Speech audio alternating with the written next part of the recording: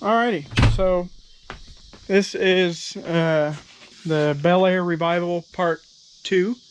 Um, I'm gonna get a fuel tank in it. I got a stainless fuel tank on eBay and a stainless sending unit and straps and hardware. So I'm getting ready to crawl under here and get an initial look at things. So first of all, removing the fuel tank should be pretty straightforward. I'm not sure if all Bel Airs came with Wi-Fi fuel tanks, but anyway, that should be pretty straightforward. And while I was under here, I was looking, and the brake line is intact, which is good. The rubber line is intact. The rear end is covered in gear oil, so that means there's gear oil in it. And the rest of the car is it's rusty. It's mostly rust, actually. And I don't know if you guys can see it, but if you look way down there on the left side of the frame rail, right there where the light is directly pointed at, you can see a pair of vice grips evidently holding the car together. So that's good. I was worried that maybe this thing was too nice and might be a little bit above my regular grade of vehicles I'm working on, but those pair of vice grips hanging out under there gave me the assurance I needed that this car has found its rightful home. Okay, I'm gonna get those old straps out of there and unpack the new fuel tank and just kind of go from there. Don't know that I'll try to get the camera under there because it's so cramped, and it's just a matter of putting the gas tank in. So I'll catch up with you guys maybe whenever I'm getting ready to do stuff up here that's exciting.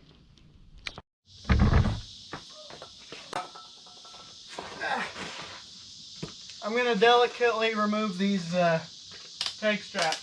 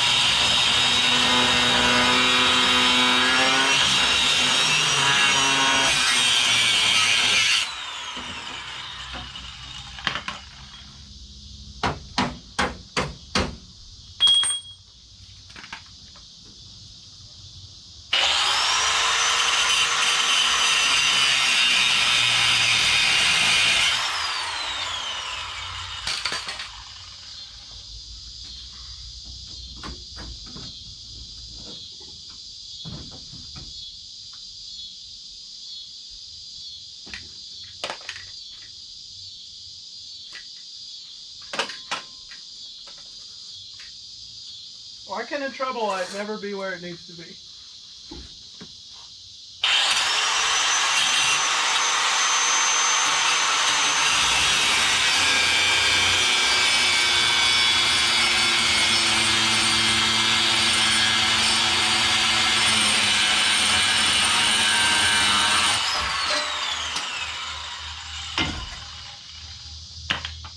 Okay.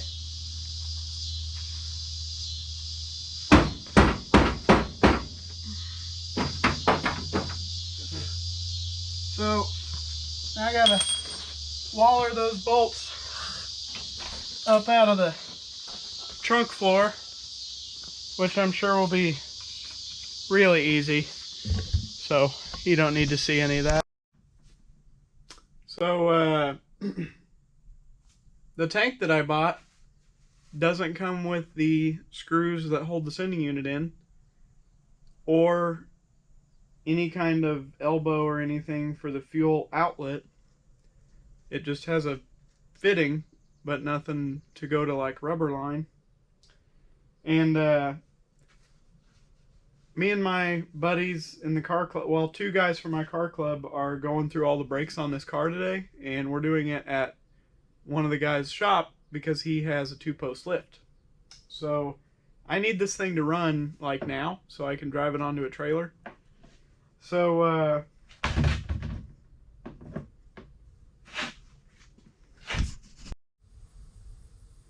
word of advice. Make sure that your rubber fuel line that you selected for your temporary fuel tank setup fits onto the metal line before you start siphoning the gas.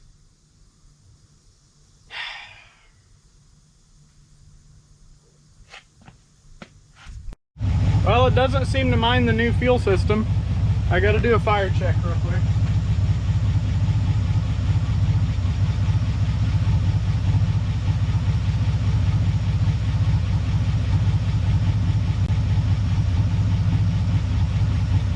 It doesn't seem very on fire.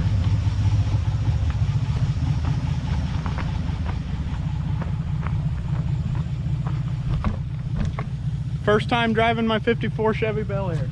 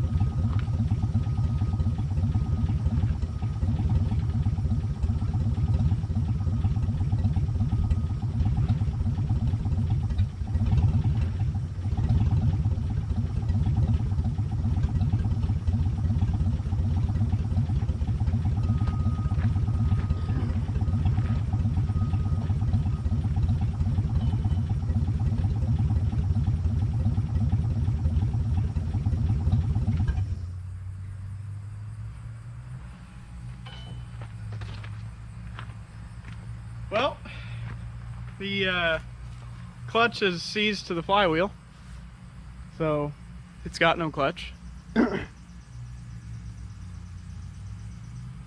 Wow, that was magnificent. All right, now I gotta go do some mowing.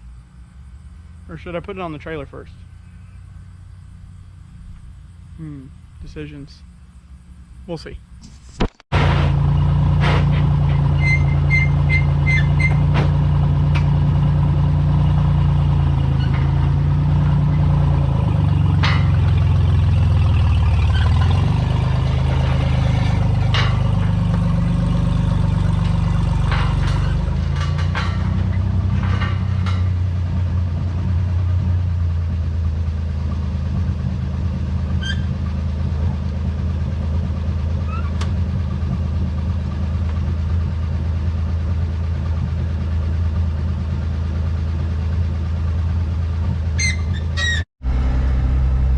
Well, I have the Bel Air in tow, and I'm headed to John's, and we're gonna start doing brakes and stuff, and maybe mess with the fuel tank, and we're just kind of gonna tinker all over the place on it and just try to get a bunch of stuff knocked out. I'm not gonna have the camera in those guys' faces. We're just gonna buckle down and get some stuff done, and I'll just update you guys on any key points that I've got. So this is the new work truck, by the way. A lot of people haven't, a lot of you haven't seen it. It was abandoned in a yard that I mow for 4 years, and I got it for 900 bucks and fixed the actuator rod in the steering column and upgraded the cooling system, and I've got like 1,200 bucks in it, and it has been a killer work truck. I've put like 4,000 miles on it.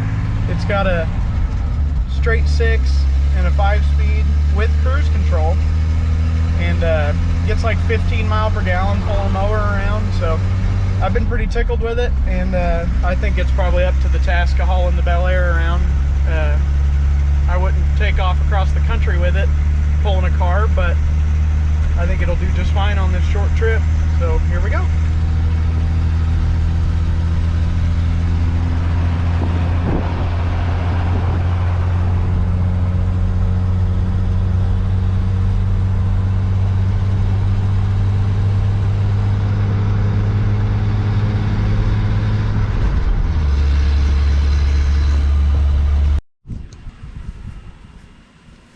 Well, I made it. Did it like a dream. Ran 56 miles an hour with cruise control in 4th gear. Time to unload and get started. Well, we got the brake drums off, which turned out to be really, really rough. And we got a parts list together of some other things that I need before we can move forward. So the car is gonna stay here, and my car trailer is gonna stay here. I'm gonna get on Rock Auto as soon as I get home and get some stuff ordered, and go from there. I did get to drive the car today, which was technically my goal, but I wanted it to stop. But I'll take just going for a lap around the neighborhood with no brakes. It was exciting. So, getting ready to unhook the trailer and go home and spend the evening relaxing. Might go out to eat. Still a lot of day left. But unfortunately, nothing exciting for the Bel Air for a little bit.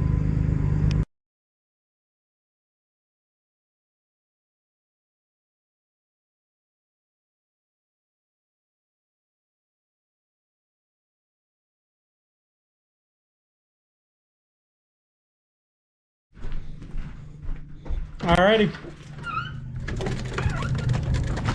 First time driving the Bel Air with brakes. I'm gonna be going slow to be safe, but My neighbor came over. Let me clean the lens. Oh, that's got to be better. My neighbor came over and we bled the brakes and had to do some troubleshooting on some things, but minor details. So here we go.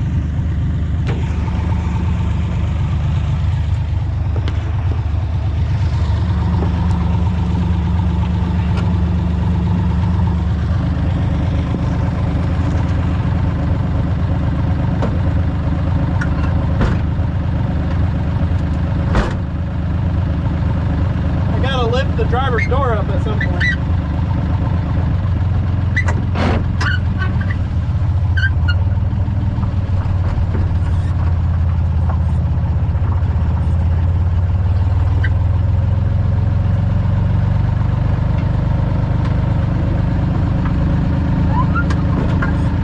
There it goes.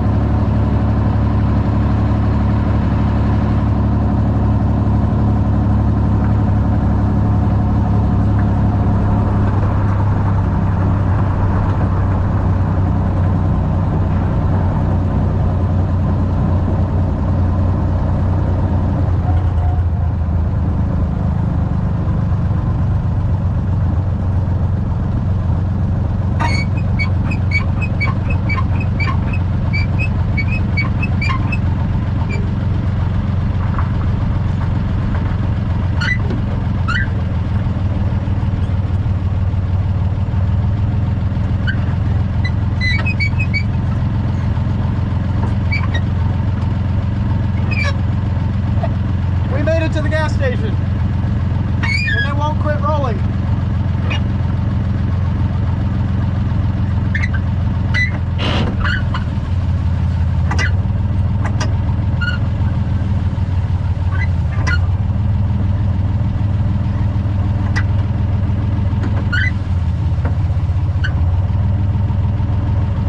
Yeah, maybe now it'll stop.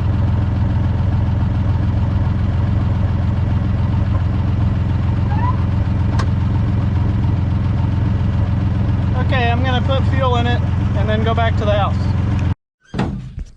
Ugh. I made it. It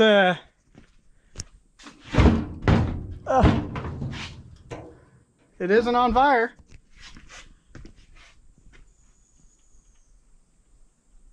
It seems like it could be leaking a little bit of fuel.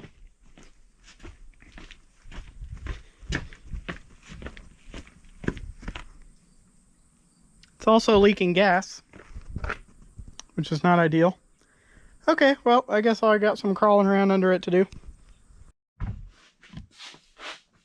Well, I haven't been a very good YouTuber. I don't have time to constantly set up the camera and make sure to film stuff because I'm basically just like troubleshooting a lot. So, my dad and I got the windshield in. I'm not sure if I have filmed anything since then. I feel like maybe I did. But I took it for its first drive, and after about 5 minutes of running down the road really well, it dies. and then I'd have to sit for like 2 or 3 minutes on the side of the road and pump it a bunch of times, and then it would start again, and then I could go again for another 5 minutes.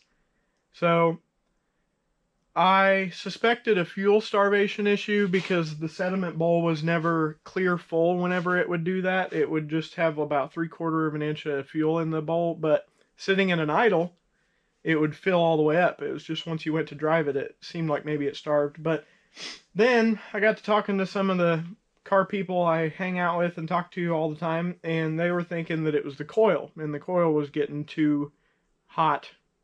And then that 2 or 3 minutes I sit on the side of the road, that the coil was cooling back down enough to fire. And I'm not really sure what it was, but I decided I had the old coil from the hot rod truck sitting on the bench because we converted that truck to HEI, and that coil was perfectly fine. I put a lot of miles on it. So I threw it in just so I know it has a good coil in it and I'm not any money in those parts. And I took the sediment bowl off and I cleaned the little filter out, and it fell apart into a bunch of pieces, and I tried to put it back in the best I could. I fired it up. First thing I noticed, as soon as I fired it up, there was already rust and gunk just immediately pushed into the sediment bowl. So I was like, well, maybe that old crusty nasty fuel pump is just full of junk. And it sat here and idled for a minute, and it had a big fuel leak because that O-ring in the top of the sediment bowl filter had fell apart. It was just an all-around bad deal. Can't find that sediment bowl filter anywhere local. So I'm getting rid of the sediment bowl for now and putting just a regular metal canister style inline filter in. And I went ahead and replaced the fuel pump, $66 at O'Reilly, lifetime warranty, and I know it's not going to be full of rust and crap. And to a lot of people, I'm kind of throwing parts at it, trying to get it right, instead of like putting a fuel pressure gauge on it or putting a voltmeter on it and actually testing things. But I'm no money in the coil, and it was very obvious that that fuel pump was full of crap because it's a brand new stainless tank, new rubber line, new sending unit, freshly cleaned out carburetor. So the only outlying part with a bunch of rust and crap in it from years and years of sitting was the fuel pump. So new fuel pump. I'm getting ready to put all the lines back together and stuff. First, I'm going to pump it into an empty bottle and just check one more time that it's good clean fuel coming into my empty Mountain Dew bottle, and then hook it all up. And then we're going for an actual drive. Hopefully one that's longer than 5 minutes. So I'm going to do some of this stuff. Alright. I'm going to start it, hopefully, and check for leaks and stuff.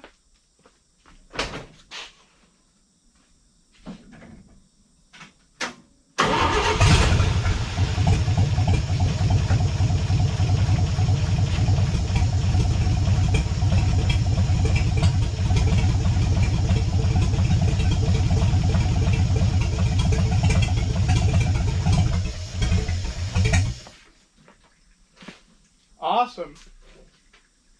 Nice clean fuel. No leaks so far.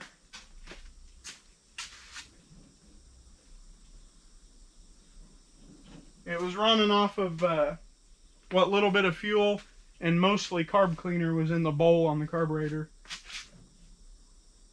Okay, so now I'll get everything hooked up for the final time and hopefully be ready for a test drive. Alright. So I filled the fuel bowl up through the vent tube and most definitely flooded the engine. So I'm going to start it back up again, make sure it'll idle, and check again for fuel leaks and let it sit here and get warm and just kind of watch it.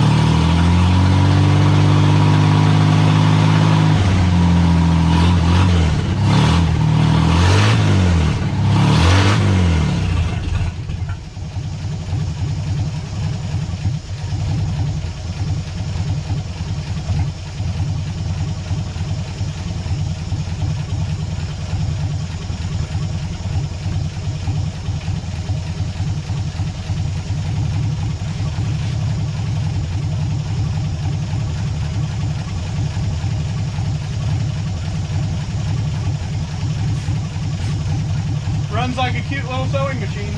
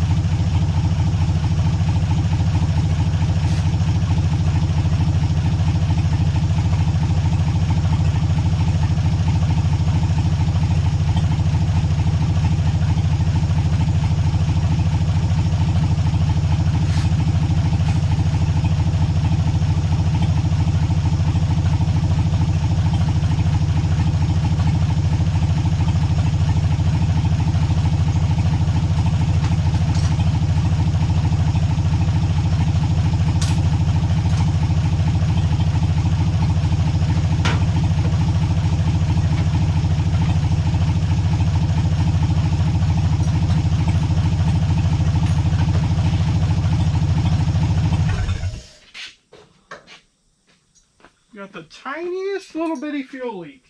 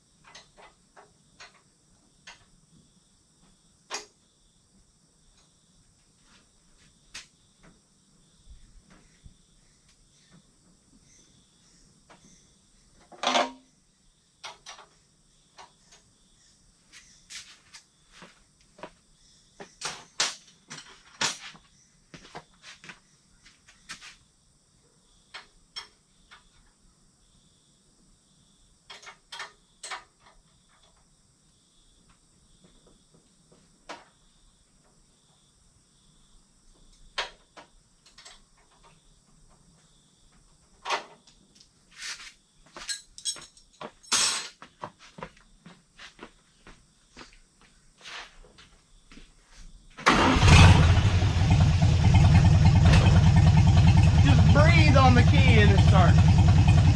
Whew.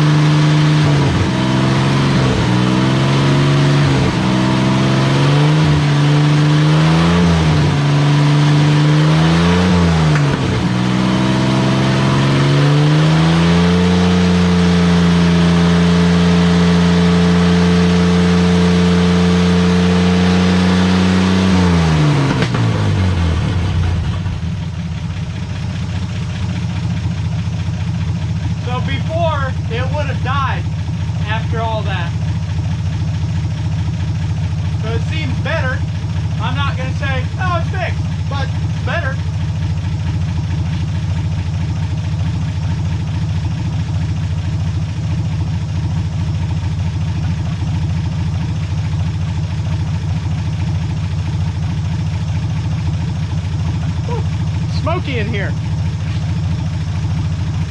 It's almost like somebody's been running the piss out of a straight 6 in here. Don't know who'd be doing something so reckless.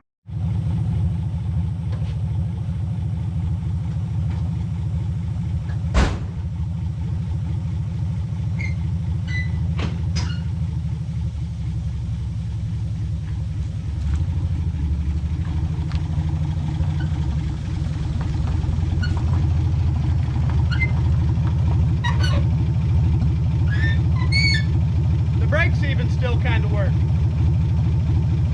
We must have done something right.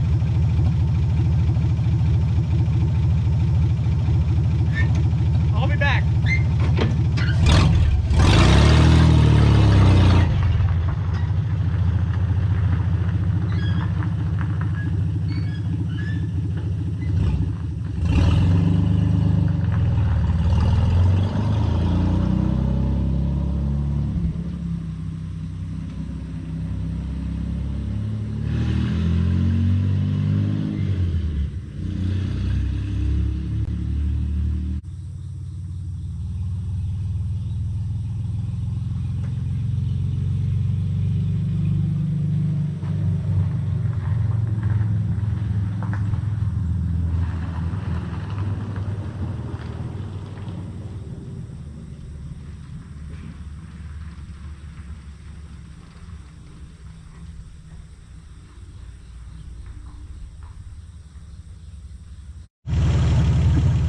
That's gonna do it for this episode of Shenanigans Rinse Repeat.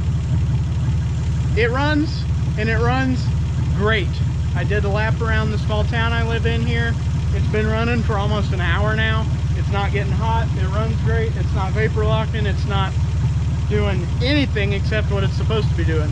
So with that being said, thank you for watching. Make sure you go check out all the other videos on the channel. There's revivals, car shows, road trips, hiking videos, motorcycle videos, kayak videos, Cletus and Cars Indianapolis from last year, hot rod power tour videos. The first one I took my 79 Malibu 1,400 miles in 6 days. The other one took my 76 Ford pickup 2,200 miles in 6 days. That video is really cool. Go check them all out. Recommend them to your friends, your family, whoever. Subscribe and keep an eye out for the next video, because the next video I'm taking my first road trip in the 54 Bel Air after it's been off the road for a long time. Thanks for watching.